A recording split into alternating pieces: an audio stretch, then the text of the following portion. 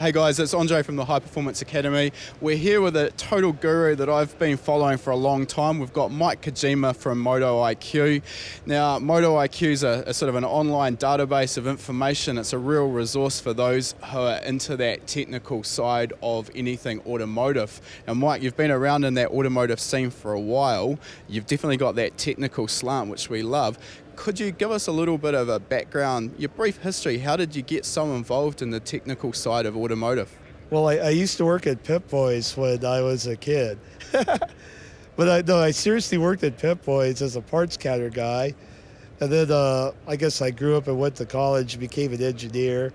Then my first job as an engineer was at Toyota Racing Development, or TRD. And So you're straight in the deep end there at TRD. Yeah, and I worked there for maybe about 6 or 7 years. Then I went to Nissan, and I worked for Nissan North America for 17 years. And when they relocated to Tennessee, I went out on my own, and here I am. Let's go back to TRD, because I mean that's a company everyone's heard of. It's pretty well respected. What were you doing for TRD? Mostly sweeping the floors and cleaning the bathrooms. Sounds great. So you're really putting that engineering background to good use. Yes.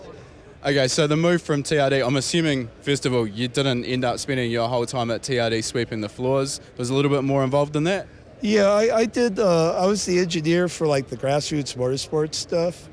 Not any of the glamorous IMSA or anything like that, but the SCCA programs, street performance, autocross stuff, things like that.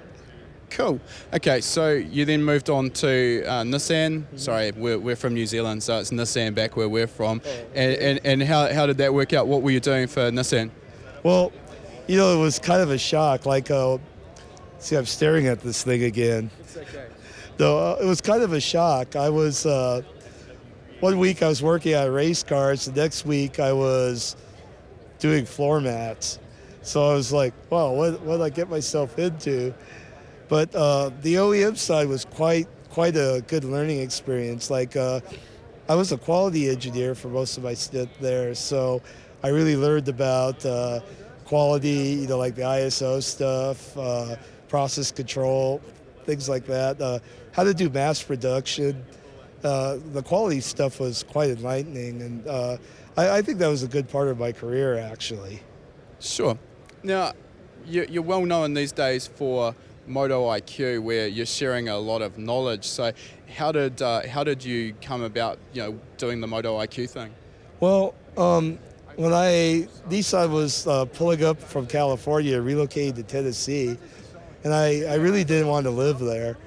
And so I was trying to think about what I should do, and I was like writing for Sport Compact Car, and I was the engineering editor for Turbo Magazine at the time. And I said, well, I think the magazines are kind of dying and losing popularity because of the internet. So I kind of looked around on the internet, and all the car sites were like lifestyle things, like wheel fitment, make your car all low, look at all these chicks. And there wasn't an online resource for the really serious enthusiasts, like the guy that does track days, the guy that does racing, the guy that actually goes out and does real drifting, goes to drift day or even competes in Pro-Am or something. And it's like, I need to write or have something where people can get that kind of information. So we started Moto IQ, and we focused on that rather than the aesthetic parts of the market and the social parts. We focused on the technical part, and we've been doing quite well because it's a huge gap in the market. It really is a huge gap, and I think the problem is there is information out there on the net. If you want to go trawling forums, there's that technical content is there. And the problem with the forums is then you've got to try and decipher the fact from fiction, whereas the stuff you're putting out there on Moto IQ, it's technically correct, and it's that in-depth tech that people find it hard to actually find out there, which is great. Now, I wanted to talk about your personal slant. I guess you're best known for suspension development. So how did that become a passion of yours? Yeah, it's kind of funny because I just consider myself a regular engineer, but somehow I I tell people I'm not a suspension expert, but I'm just not as bad at it as other people, I guess. Well, you're a crew chief and you're doing a lot of the development work for Dai Yoshihara's Formula D team. What goes into developing suspension on a competitive Formula D car? Well, I'm not the crew chief. Scott Dodgian is the crew chief. My apologies there to Scott. Yeah. And Scott makes everything happen. I'm just the team engineer. So, but like, what do we do? I guess drifting it's a lot different than what you would think for chassis setup. With drifting, we've seen a change over the years. Obviously, it's risen in popularity. There's a lot of professional drivers in there, and there's a lot of big manufacturers backing it. And I see it from back in the day where it was all about reducing the amount of grip, so the cars were sliding around. Now we're seeing completely the opposite. The cars are going faster, they're making more power, and you're actually working on improving that traction so the cars can actually maintain speeds. Is that a fair comment? Yeah, that's correct. Like. We try to maximize grip because in tandem, if you're the following car and if you can't keep up, you get left behind and you lose. And so like the kind of things we look toward is instead of like what you would think, trying to make the car so it slides easy or oversteers, it's actually we're looking like sprint cars, like asphalt sprint cars, road racing. We're looking for a lot of the setup comes from those two things. So you're not really actually looking at a drift-specific setup. You're really kind of mirroring what we'd see in a road race setup these days. Road race or like a asphalt sprint car.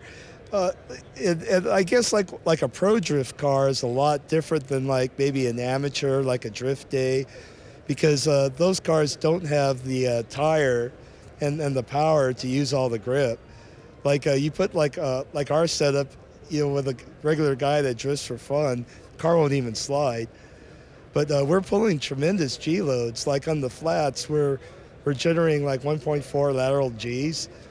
We're over 2 Gs on some of the bank courses, like 2.2, 2.4. That's an insane amount of lateral G-force for something that's going sideways as well. Look, let's talk a little bit about the suspension technology and particularly the shock absorbers or dampeners that are going into these cars. How important is tuning the suspension to actually make the car work at a specific track? Well, it's super critical, and we have a different setup for every course of the circuit. The way things are going, it's pretty sophisticated. So your typical pro team usually has a 3-way adjustable shock nowadays. Now, for those who aren't familiar with that, when you say 3-way adjustable, what does that exactly mean? So you have independently adjustable damping for the rebound and typically high and low speed compression. And again, just to explain that, what's the difference with the high and low speed compression?